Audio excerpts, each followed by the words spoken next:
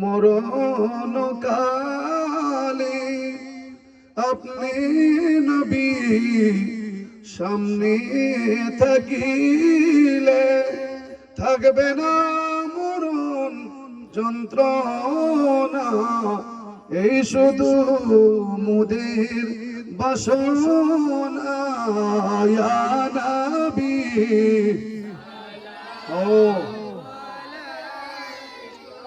ও ইয়া রাসূল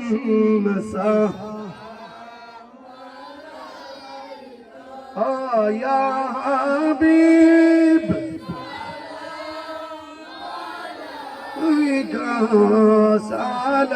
সালাওয়াতুল নবী গো দেখা দিবেন কি দিবেন না নবী গো মদিনা নিবেন কি নিবেন না নীলে যে কেন নেন না মনে যে মানে না মানা যাইতে চায় সোনার মদিনা ইয়া নবী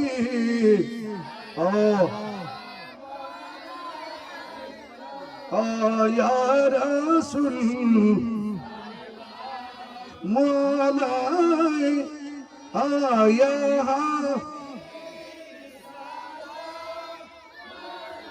عليك صلوات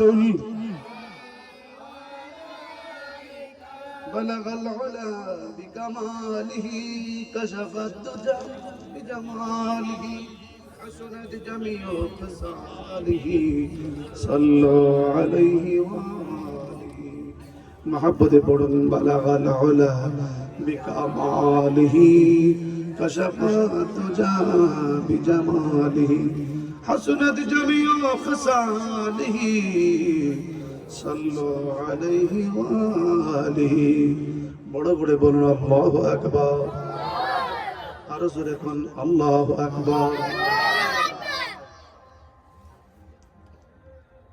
ছেলেরা এটা কাগজটা কোথায় এই জালালপুর না পূর্ব ভাগ তরুণ যে ছেলেরা আমার এই হীরার টুকরা আমার এই হীরামানিক ছেলেগুলি আমি যাদের চেহারাগুলি দেখেছি আমার সামনে গিয়েছে এরা একদমই তরুণ ক্লাস 9-10 ফলাফল মাদ্রাসায় পড়ে স্কুলে পড়ে ওরা মিলে একটা মাহফিল করেছে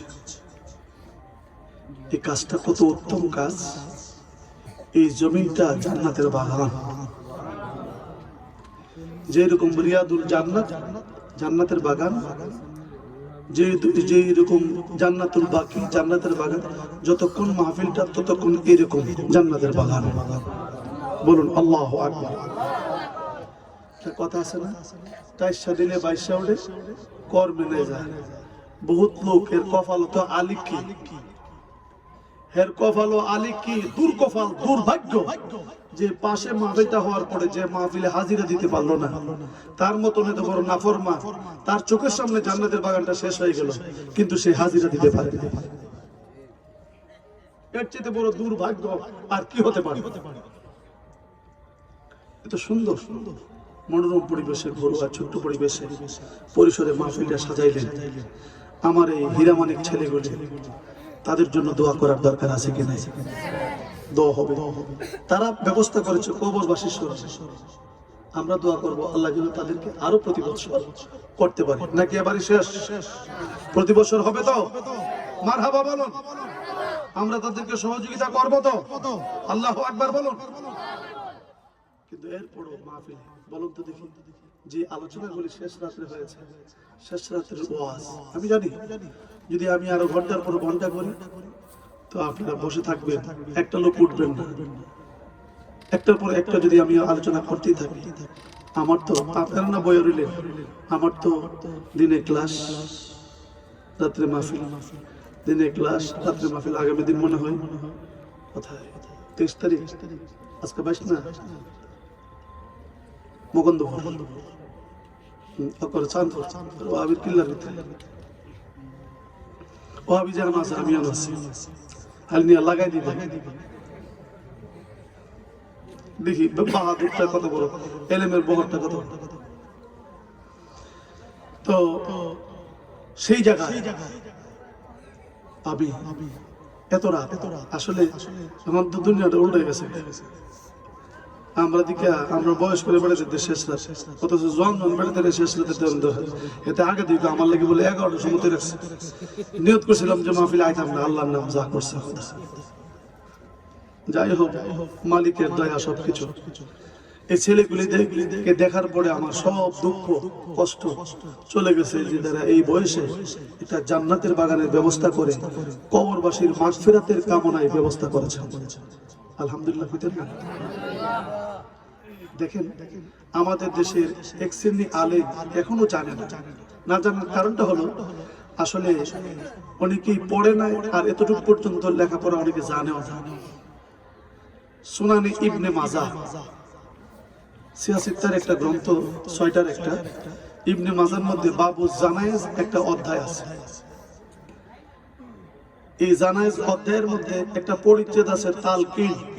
রাসূল বলেছেন, মৃত ব্যক্তিকে দাফন করার পরে লা ইলাহা ইল্লাল্লাহ তালকিন দিয়ে দাও।